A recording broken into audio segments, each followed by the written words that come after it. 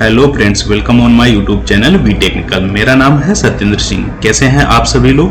Friends, refrigeration से related ये fourth video है। In first video I discussed that how a refrigerator works and what are four main component of it, how these component works. In second video हमने बात की refrigeration system में use होने वाले compressor के बारे में, और इन थर्ड वीडियो में हमने रेसिप्रोकेटिंग कंप्रेसर के बारे में थोड़ा डिटेल में बात की। इस वीडियो में हम बात करेंगे कंडेंसर के बारे में। इस वीडियो को हमने 3 पार्ट में डिवाइड किया है। इस वीडियो में हम सीखेंगे what a condenser does and how it is designed to accomplish its functions. In second video, we will learn about concept of condensing temperature and capacity and maintenance process. In third video, we will learn about the design calculation of the condenser. And I am very sure after watching this video, you will be able to answer these questions. Function of the condenser, how a condenser operate. After watching second video, you will be able to answer condensing temperature and condenser split, type of condenser and its application, low ambient controls, condenser troubleshooting and maintenance. And after watching third video, definitely you will be able to design condenser for any kind of refrigeration system. Friends, चाहे आप refrigeration industry में work करते हो या study या फिर नहीं भी, फिर भी इस वीडियो से आप जरूर कुछ ना कुछ नया सीखेंगे।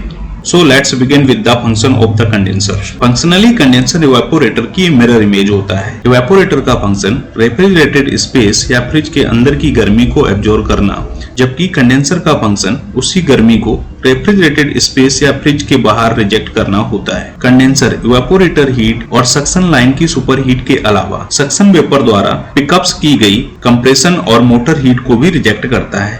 ये एडिशनल हीट इवेपोरेटर द्वारा एब्जॉर्ब की गई हीट से 1/3 हीट से भी अधिक होती है। फॉर एग्जांपल, 3 टन के रेफ्रिजरेशन सिस्टम को 4 टन के रेफ्रिजरेशन सिस्टम की हीट को रिजेक्ट करना पड़ता है। इसीलिए हमेशा कंडेंसर कॉइल की लेंथ इवेपोरेटर कॉइल की लेंथ से अधिक होती है, या फिर यूं कह सकते हो कंडेंसर कॉइल का सरफेस एरिया इवेपोरेटर कॉइल के सरफेस एरिया से अधिक होता है। Air flow through condenser is also an important factor. इसलिए अधिकतर कंडेंसर पर एयर फ्लो के लिए फैन मोटर यूज होती है। मैक्सिमम कंडेंसर कॉइल को लगभग 1000 CFM पर टन के रेफ्रिजरेशन के एयर फ्लो के लिए डिजाइन किया जाता है, जो कि इवेपोरेटर साइड पर लगे फैन मोटर के एयर फ्लो से 2.5 टाइम अधिक होता है, जो कि 400 CFM पर टन होती है। यही कारण है कंडेंसर साइड पर लगी फैन मोटर हमेशा इवेपोरेटर साइड पर लगी फैन मोटर से बड़ी होती है। सो गाइस, आई होप आपको कंडेंसर के बारे में इतना समझ में आ गया होगा। तो चलिए अब बढ़ते हैं कंडेंसर ऑपरेशन की ओर।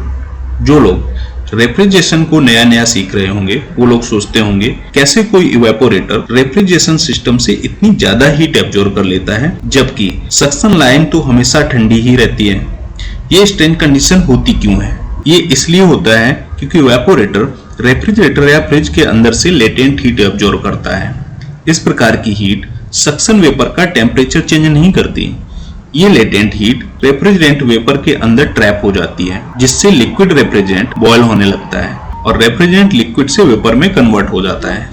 रेफ्रिजरेंट वेपर का टेम्परेचर इवेपोरेटर में लगभग सेम ही रहता है, और रेफ्रिजरेंट लेटेंट हीट से पूरी तरह से सैचुरेटेड होने के बाद कोई भी एडिशनल हीट सेंसिबल हीट है, जिसे हम थर्मोमीटर से मेजर करते हैं, और ये fully saturated refrigerant vapour compressor में जाती है और कंप्रेसर इसे कंप्रेस करके सिस्टम में फिर से फ्लो कर देता है। इवेपोरेटर इस रेफ्रिजरेंट को फिर से यूज करे उससे पहले इसमें 2 प्रोसेस होने जरूरी हैं, जिसके लिए कंडेंसर का यूज होता है। The heat in the suction vapor must be removed. The vapor must change to liquid before entering the metering device. जब ये रेफ्रिजरेंट वेपर कंडेंस होती है, तब ये काफी मात्रा में लेटेंट हीट को रिलीज करता है, जिससे रेफ्रिजरेंट की स्टेट वेपर से लिक्विड में चेंज हो जाती है। इसे यदि थ्योरेटिकली देखें तो सक्शन लाइन में लगभग 35 डिग्री फ़ारेनहाइट की वेपर इजिली कंडेंस हो सकती है यदि इससे सफिशिएंटली रिकूल्ड किया जाए। हालांकि इन रियलिटी सक्शन वेपर हमेशा अपने से अधिक टेम्परेचर के एम्बिएंट में एक्सपोज्ड होती है।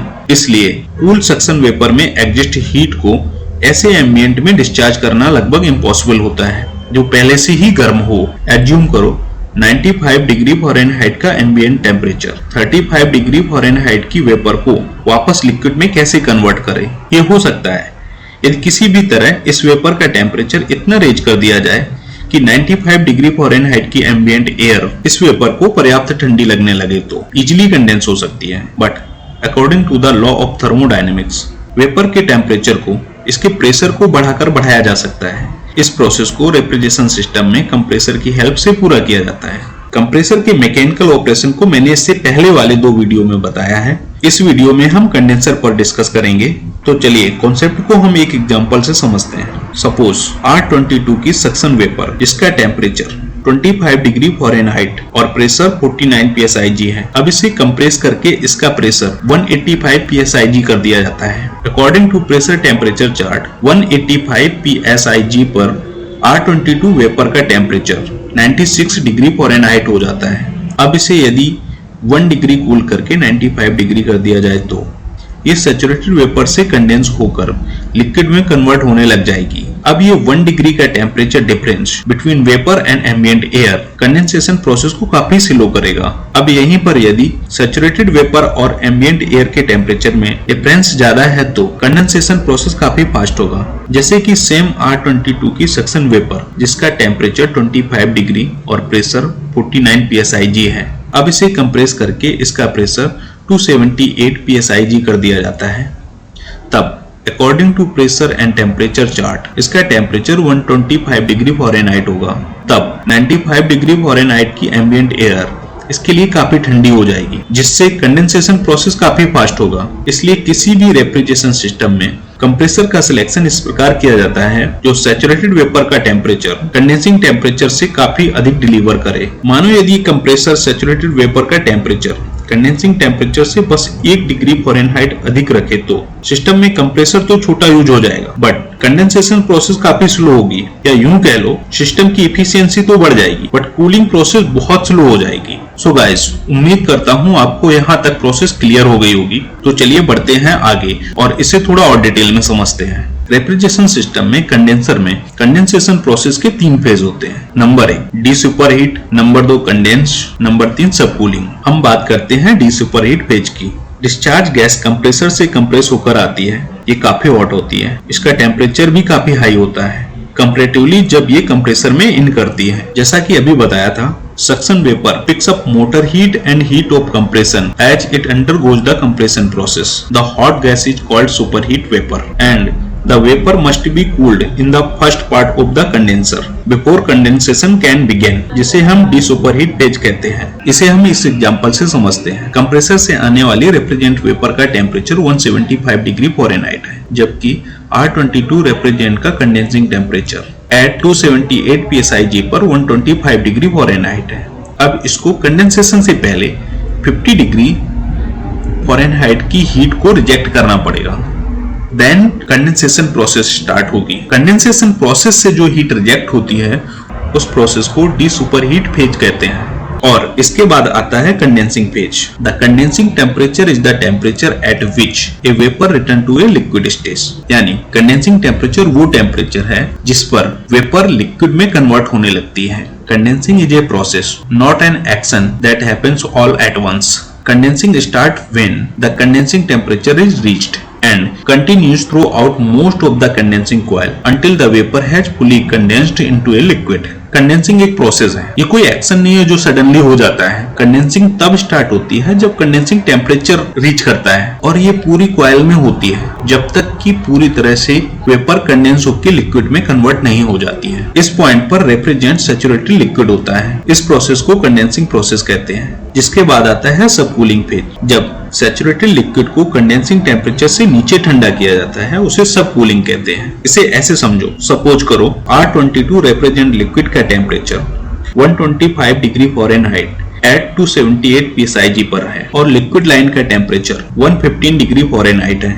इसका मतलब refrigerant liquid 10 degree Fahrenheit subcool हो गया है। सबकूलिंग इंपॉर्टेंट क्यों है? सबकूलिंग चेक क्यों की जाती है? सिस्टम में यदि आपको सबकूलिंग टेम्परेचर पता है तो आप सिस्टम के बारे में काफी कुछ बता सकते हैं। जैसे कि no subcooling means there is no enough refrigerant in the system to condense into a liquid.